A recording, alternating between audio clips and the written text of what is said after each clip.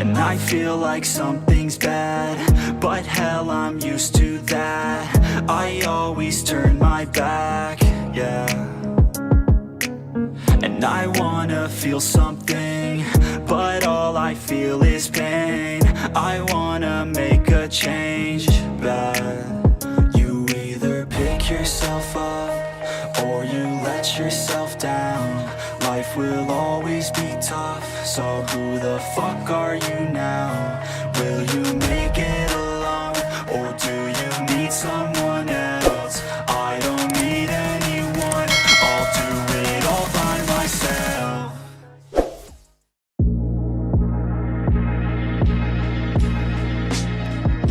Hello guys, good morning from कोथे।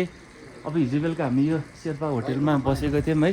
अब यसको ठ्याक्कै पारिपट्टि चाहिँ मकालु बरुन नेसनल पार्कको चाहिँ अफिस रहेछ। अब यहाँ हामी यसो माथि जानको लागि टिकट काट्दैछौँ है। अनि सर मस्त घाम लाग्यो है। अब यहाँ हामीसँग अरू दाइहरू पनि माथि जाँदै हुनुहुन्छ है। अब हामीले यो टेन्ट सेन्ट सब यहीँ होटेलमै छोडेर हामी जाँदैछौँ।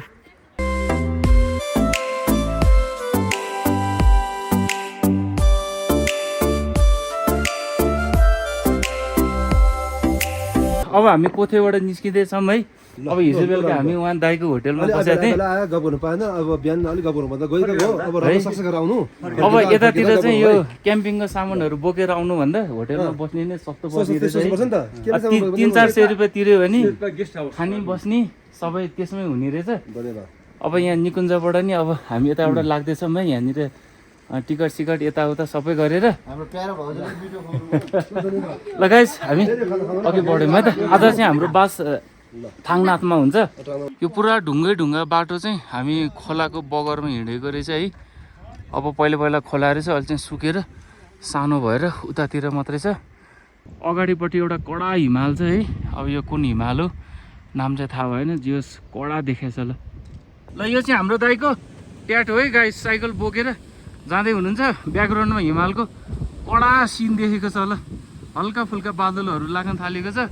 छेउमा चाहिँ यहाँनिर यो कुन खोला होला है चाहिँ मिरा खोला। यस्तो छ ल सिन।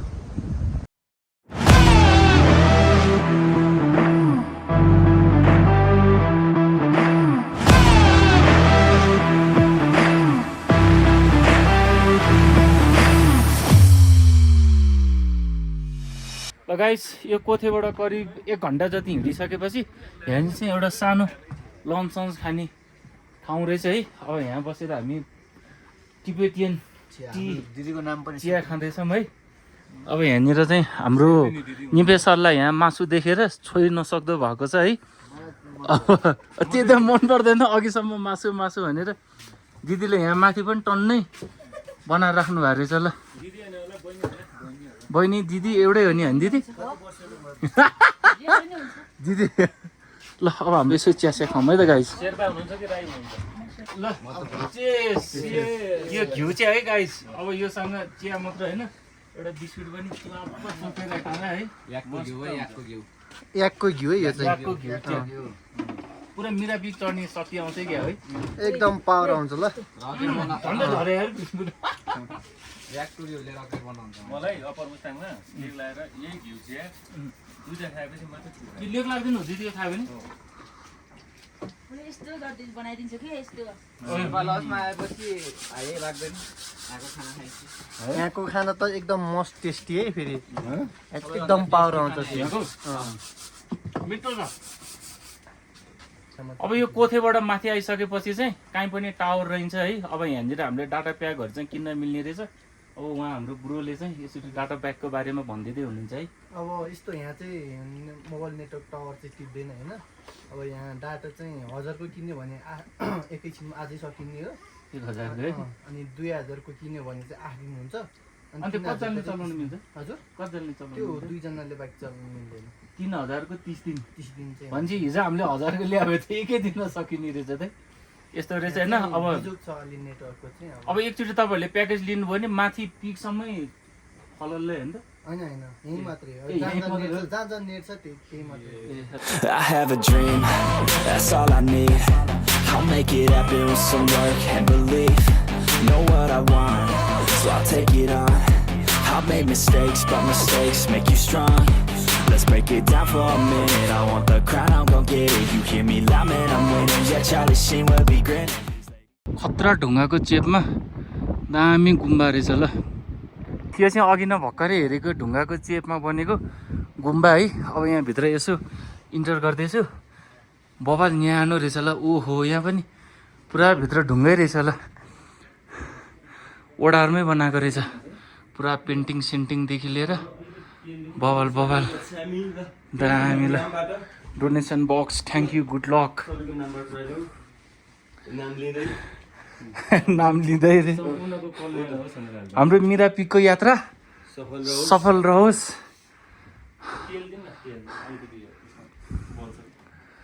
ल हामीले अघिनको होटेलबाट यो धुप लिएर आएको थियौँ अब चट्टा हाम्रो सरले चाहिँ गुम्बामा धुप हाल्दै हुनुहुन्छ मजाको धुवा वा बास्ना नि क्या कडा आउने रहेछ त है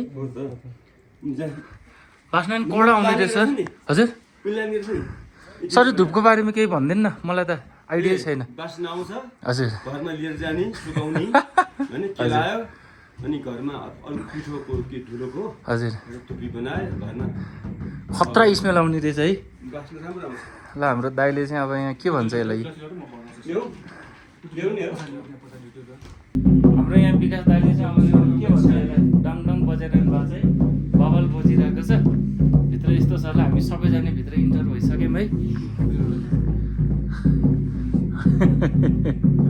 ब्याकग्राउन्ड म्युजिक दामी आइरहेको थियो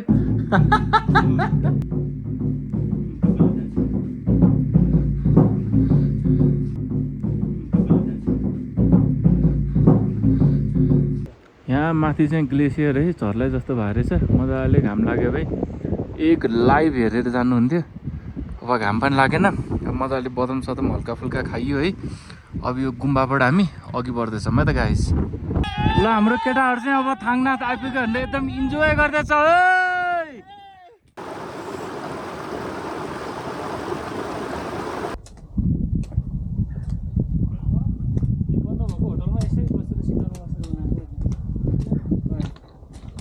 हाम्रो दाइ चाहिँ मजाले घाममा पल्टेर आराम गर्दै हुनुहुन्छ ल हामी चाहिँ अहिले थाङनाथमा आइपुग्यौँ अब रमाएर एकदम डान्स गर्दैछन् केटाहरू कडा कडा सर ललिपप जाओस् न एउटा ल यस्तो यस्तो डान्सरहरूसँग हिँडेपछि नि अनि